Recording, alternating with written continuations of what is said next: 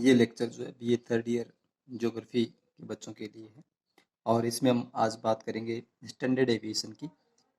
तो standard deviation क्या होता है और तो स्टैंडर्ड डेविएशन जो है इसका सबसे पहले उपयोग जो था प्रसिद्ध स्टैटिस्टिशियन जो था कार्ल पियर्सन ने 1893 में किया था और इसको जो है हम ग्रीक लैंग्वेज के का वर्ड जो है स्मॉल सिग्मा जो है उसके माध्यम से जो है हम इसको रिप्रेजेंट करते हैं, दिखाते हैं। तो स्टैंडर्ड डेविएशन क्या होता है इसकी अगर हम बात करते हैं तो परमाप विचलन या मानक विचलन समांतर माध्य से मापे गए विचलनों के वर्गों के साथ मध्य माध्य का वर्गमूल होता है। ये यानी हम मीन जो निकालते हैं, मीन का स्क्वायर और उसका वर्गमूल निकालते हैं, वो हमारा क्या होता है, स्टैंडर्ड डेविएशन होता है। और स्टैंडर्ड डेविएशन क्यों निकालते हैं? क्योंकि हम जब मीन निकालते हैं तो हमें कई बार मिस गाइड या हमें मिस वो डिपेंड करता है कि जो रेंज जो है मीन की वो कितनी है। तो मेरे पास एक एग्जांपल है इंडिविजुअल सीरीज का, हम स्टैंडर्ड डेविएशन क्यों निकालते हैं। और स्टैंडर्ड डेविएशन सिर्फ जो है हम मीन से निकालते हैं, किसी दूसरे और अर्थमेटिक जो एवरेज निकालने की जो मेथड है मीडियन या मोड जो है उसका उपयोग हम उसके लिए नहीं करते हैं। सिर्फ मीन से जो है हम स्टैंडर्ड डेविएशन निकालते हैं। तो मेरे पास कुछ इंडिविजुअल सीरीज है और इसमें एक रिवर जो उसकी डेप्थ दी गई है अलग अलग फीट के अंदर। तो ये नहीं, एक रिवर जो है क्रॉस सेक्शन जो है वो उसकी अलग अलग डेप्थ है, वो कहीं पे 1 फीट गहरी है, 2 फीट गहरी है, 3 फीट और 10 फीट गहरी है, 4 फुट गहरी है। इस प्रकार से क्या है, और अगर हम इसका एवरेज निकालते हैं तो इसका एवरेज आता है 6.2 फीट गहरी है।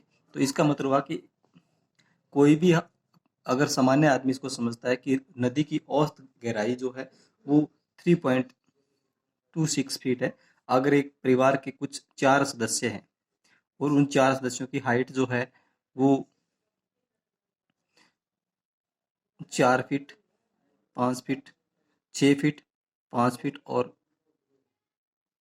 5.5 फीट है, तो वो ये सोचते हैं कि हमारी हाइट जो है रिवर की औसत गहराई से अधिक है, इसलिए हम नदी को क्रॉस कर सकते हैं।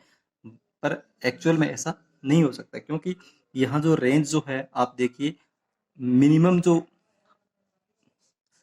डेप्थ जो है रिवर की वो सिर्फ 1 फीट है और मैक्सिमम डेप्थ जो है वो 10 फीट है। तो यानी यहाँ रेंज जो है हम जिसकी हम बात करते हैं तो वो 9 फीट की है।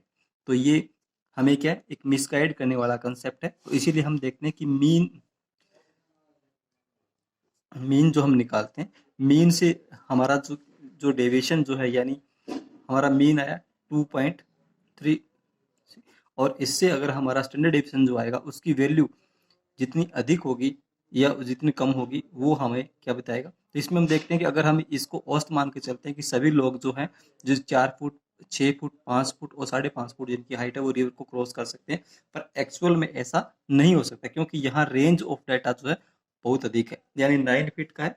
तो मैक्सिमम जो गहराई जो रिवर की है वो 10 फीट है। तो अगर इसमें से हम इसको क्रॉस करने की कोशिश करेंगे तो सभी लोग जो हैं वो रिवर में डूब जाएंगे।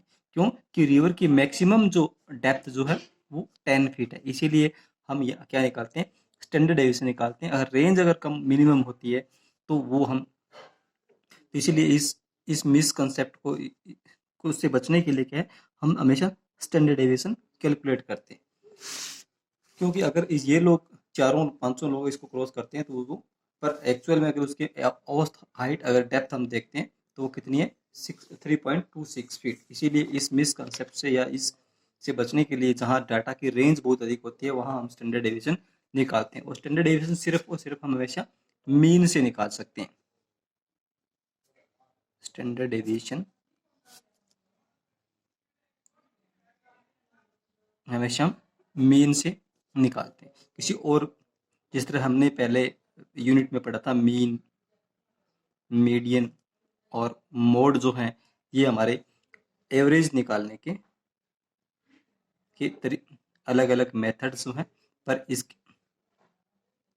मेथड है, पर इसमें हम सिर्फ मीन से ही क्या है इसका डेविएशन या स्टैंडर्ड डेविएशन निकालते हैं। तो इसीलिए इसकी कुछ विशेषताएं हैं।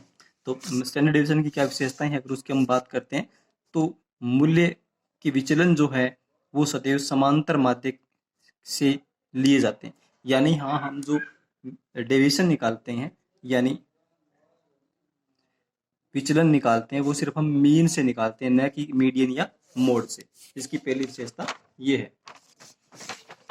इसमें दूसरा है, इसमें हम प्लस व माइनस के चिन्हों को नहीं छोड़ा जाता है, बल्कि प्राप्त विचलनों को के वर्ग कर दिए जाते हैं। यानी हमारे पास मीन अगर आता है, हमारा मीन जो है 2 आया या 2 है, तो इसका मतलब हम 2 का क्या करेंगे, वर्ग कर देंगे। तो जब हम वर्ग प्लस माइनस यानी 2 माइनस वैल्यू हमारे पास माइनस की है और हम इसको वर्ग करते हैं तो हमारे पास क्या होगा, 4 हो जाएंगे और ये क्या होगा, प्लस का होगा। इसका इसका मतलब यही है कि बल्कि विचलनों के वर्ग कर दिए जाते हैं, जिससे ऋणात्मक विचलनों के वर्ग स्वयं ही धनात्मक हो जाते हैं। जिस तरह हम बोलते हैं कि माइनस माइनस अगर हम करते हैं तो वो क्या होता है, प्लस होता है। तो सेम इसी तरह अगर -2 हमारा मीन है तो हम उसका अगर वर्ग करते हैं तो हमारा क्या हो जाएगी, वैल्यू क्या हो जाएगी, 4 हो जाएगी, जो कि अपने आप में क्या है, एक पॉजिटिव वैल्यू होती है। तो ये धनात्मक वैल्यू है। अंत में विचलन वर्गों का माध्य ज्ञात कर लिया जाता है, उसका वर्गमूल ज्ञात कर लिया जाता है और इसी को परिमाप विचलन, यानी हम जो भी मीन हमारे पास आया उस मीन का हम क्या निकालते हैं, वर्ग करते हैं। वर्ग निकलने के बाद हम उसका वर्गमूल ज्ञात करते हैं। वो वर्गमूल जो हमारा होता है वो हमारा क्या होता है, जिसको हम SD बोलते हैं, यानी स्टैंडर्ड डेविएशन या परिमाप विचलन होता है। कम परिमाप मूल्य वाली श्रेणी अधिक समांग यानी जो है समांग होती है, अथवा अधिक सजातीय, अधिक या होमोजीनियस होती है। यानी जिस स्टैंडर्ड डेविएशन का मूल्य यानी स्टैंडर्ड डेविएशन की वैल्यू जो है सबसे जब मिनिमम आती है, इसका मतलब क्या है कि डेविएशन जो है यानी विचलन जो है वो मिनिमम है। और अगर डेविएशन की वैल्यू अधिकतम आती है तो इसका मतलब क्या है कि यहाँ डेविएशन जो है वो बहुत अधिक है। फॉर एग्जाम्पल मैं आपको बताता हूँ कि यहाँ किसी वैल्यू जो है 2.8 आती है स्टैंडर्ड डेविएशन की वैल्यू, और एक जगह जो है स्टैंडर्ड डेविएशन की वैल्यू जो है 5.76 आती है। इसका मतलब ये जो 2.8 जो है ये विचलन क्या है, सबसे कम है, और ये विचलन जो है सबसे अधिक है। तो ये वैल्यू जितनी कम होगी, इसका मतलब विचलन जो है यानी डेविएशन जो है मीन का वो मिनिमम है, और अगर ये वैल्यू जितनी अधिक होगी इसका मतलब क्या है कि डेविएशन मैक्सिमम है। परिमाप विचलन के अधिक मूल्यों का मतलब होता है कि श्रेणी में आंकड़ों में अधिक बिखराव, यानी जो रेंज जो है, यानी जिसको हम पहले बात कर रहे थे कि मिनिमम और मैक्सिमम वैल्यू जो है उसमें अंतर क्या होगा, अधिक होगा। अगर बिखराव के आंकड़ों में बिखराव माध्य के विचलन से दूसरी और परिमाप विचलन में कम मूल्यों का अर्थ होता है कि श्रेणी में समांकों या आपसी अंतर कम होता है। यानी डेविएशन अधिक होगा तो अगर डेविएशन SD की वैल्यू हमारी जो है वो 2.8 मैंने आपको ऊपर बताया था जैसे आती है, तो यहाँ रेंज जो है मिनिमम और मैक्सिमम वैल्यू के अंदर वो क्या होगी, सबसे कम होगी। यानी रिवर की डेप्थ की अगर हम बात करें तो 1 फीट है और 1 फीट से लेकर के 4 फीट के बीच में होगी, यानी यहाँ 3 होगी।